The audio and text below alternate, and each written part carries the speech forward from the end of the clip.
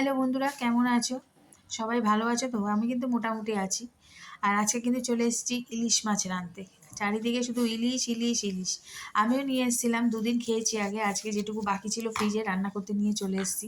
আর এটা হচ্ছে লেবু ইলিশ। আমার মা এই রেসিপিটা খুব করতেন, জানি অনেকেই হয়তো জানো, কিন্তু আমি আমার মায়ের থেকে শিখেছি। আর মা যেভাবে করতো ঠিক সেভাবেই করতে চলে এসেছি। এটাতে একটু আলু, কুমড়ো আর বেগুন দিয়ে আমি করব। যদিও আলুটা না দিলেও হয়, কিন্তু আমার ছেলে অন্য সবজি খায় না বলে আমি আলুটা দিচ্ছি, তোমরা না দিলেও পারো।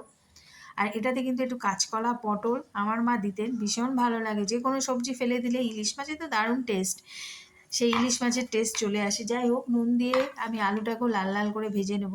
বেগুন আর কুমড়োটাকে ভেজে তুলে নিয়েছি।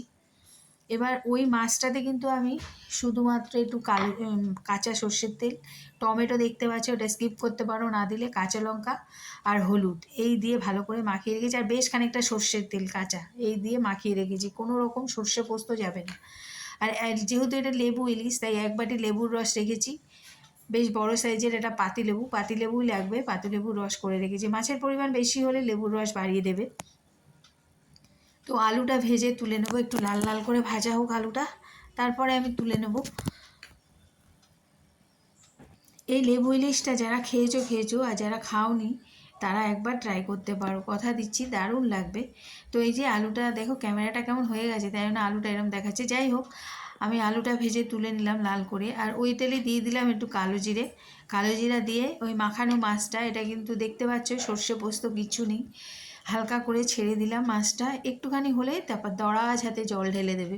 আর ইলিশ মাছ যেভাবেই রাঁধো বেশি মশলা দিলে একদমই ভালো লাগে, তার নিজস্ব গুণটাই থাকে না।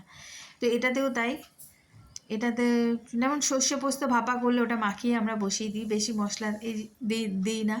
এটা তো তাই জল ঢেলে দিলাম। এবার জল ঢালার সাথে সাথে লেবু ইলিশ যেহেতু, তাই লেবুর রসটা কিন্তু এই সময় দিয়ে দেবো।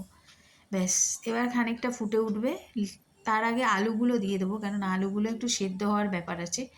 আর কুমড়ো আর বেগুনটা ভাজতে ভাজতেই সিদ্ধ হয়ে যায়, ওটা লাস্টে ফুটে উঠলে তারপর দেবো। তো এটা একটু ফুটে উঠুক, তারপরে কিন্তু আমি এটার মধ্যে একটু কাঁচা লঙ্কা আবার একটু দেবো, একটু ঝাল ঝাল হলে ভালো লাগে। আর ইলিশ মাছের ঝোলে কাঁচা লঙ্কা দারুণ খাটে, সে ভাপাই বলো আর কালো জিরে কাঁচা লঙ্কা তো কথাতেই আছে।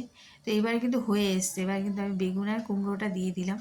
আবারও বলছি, যারা খেয়েছো, যারা খাওনি একবার ট্রাই করতে পারো এই লেবু ইলিশ, দারুণ লাগবে, কথা দিচ্ছি।